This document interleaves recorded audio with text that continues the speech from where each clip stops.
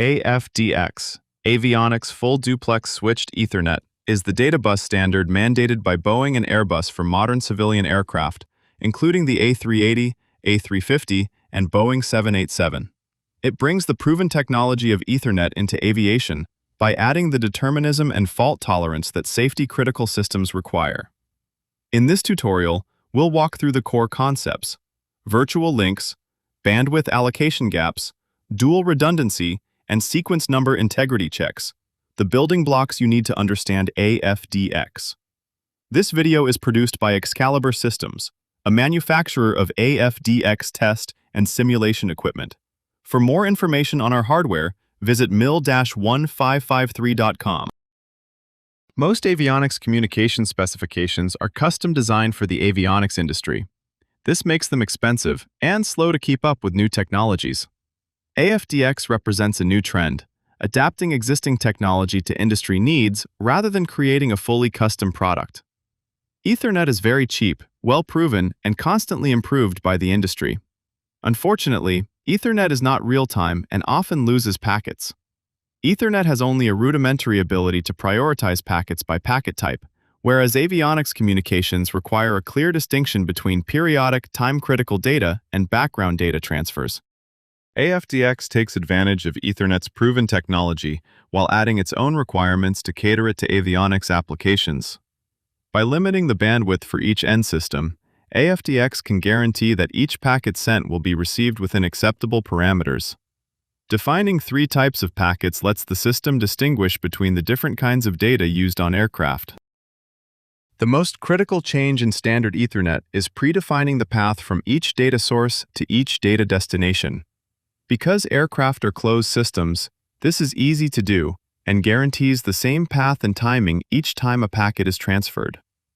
Switches are programmed with the paths based on data in the MAC header. Limiting the data that each end system may transmit guarantees that the switches are not overloaded.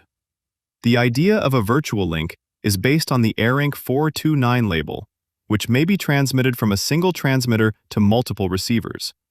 In AFDX, the switch handles this routing. It may route a single input to several output ports. If multiple input ports need to be transmitted to the same output port, the switch will buffer some of the data. The system architect assigns a bandwidth allocation gap, or BAG, to each virtual link, or VL. The BAG defines the minimum time that must pass between successive transmissions of that VL. BAG values are fixed at 1, 2, 4, 8, 16, 32, 64, or 128 milliseconds, chosen at design time based on the data's criticality and frequency requirements. By controlling the BAG for every VL, the architect ensures the switches are never overloaded. Some unavoidable timing variation, called jitter, can occur due to propagation delays and switch buffering, but this is factored into the system design and does not compromise real-time performance. This diagram illustrates the relationship between BAG and jitter. The top line shows the transmitting end system sending one packet at the start of each BAG interval, perfectly regular. The second and third lines show when those packets actually arrive on networks A and B. Small delays creep in due to switch buffering and propagation. This is jitter. The receiver is designed to tolerate jitter up to the maximum value specified for the VL. So long as a packet arrives within that window, it is accepted as valid. Jitter does not affect correctness, it affects timing predictability, which is why the BAG and jitter bounds are carefully calculated during system design. The virtual link determines the path and frequency of data transfer. It does not define the contents. The contents are defined a level below the virtual link. Up to 4 sub-VLs or ports may be defined per VL. They share the BAG slot on a round-robin basis. ARINC-664P7 defines the data port types used in avionics software partitions, and AFDX carries those types over the network. Sampling ports carry periodic engineering data such as altitude, airspeed, or attitude. Each new packet simply overwrites the last. The receiver always sees the most recent value, and the message format is fixed in size.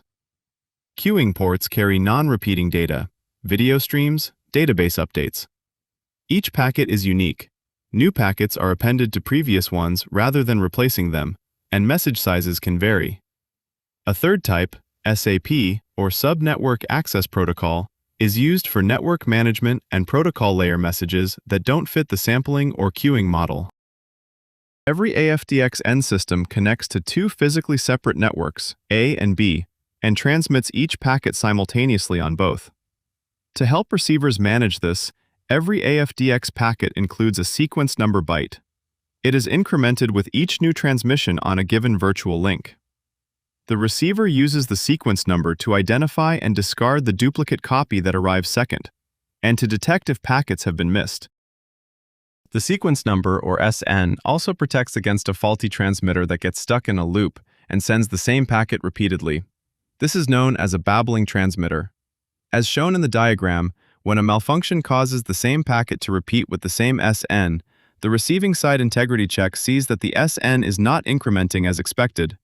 It identifies those packets as invalid and rejects them, protecting the rest of the system from corrupted data.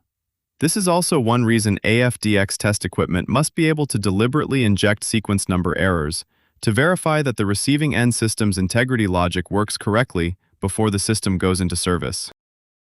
Each AFDX end system has two physical network connections, one to network A, one to network B. Every outgoing message is transmitted on both networks at the same time. The receiver accepts the first copy that arrives and discards the second. If one network path fails entirely, the other continues delivering data without interruption. This dual redundancy is a core safety mechanism of AFDX. Redundancy can be configured per virtual link. For non-critical data, the system designer may choose to use only a single network for a given VL, saving bandwidth on the redundant path. The top line shows the transmitter sending out a packet at the start of each bag. The next two lines show when the end system actually receives the data. The final line shows that only the first copy of each packet is returned to the application. AFDX takes standard Ethernet and layers on four key mechanisms that make it suitable for safety-critical avionics. Virtual links define fixed data paths. Bags enforce transmission timing.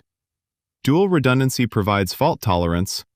And sequence numbers detect common transmission errors. Together, these turn a commercial off-the-shelf technology into a deterministic, certifiable avionics databus, mandated on some of the most advanced aircraft flying today. For engineers who need to simulate, test, or monitor AFDX end systems, Excalibur Systems offers the M8K664 module on the EXC8000 carrier board platform, supporting transmit, receive, monitoring, and error injection across PCIe, CPCI, VPX, and USB form factors. Full details at mil1553.com. Thank you for watching this introduction to ARINC-664 Part 7, AFDX. Please visit our website at mil1553.com for more information on Excalibur's hardware and software products that support AFDX, including the EXC8000 family of multi-protocol test boards and the Mach 2 Airborne Protocol Converter.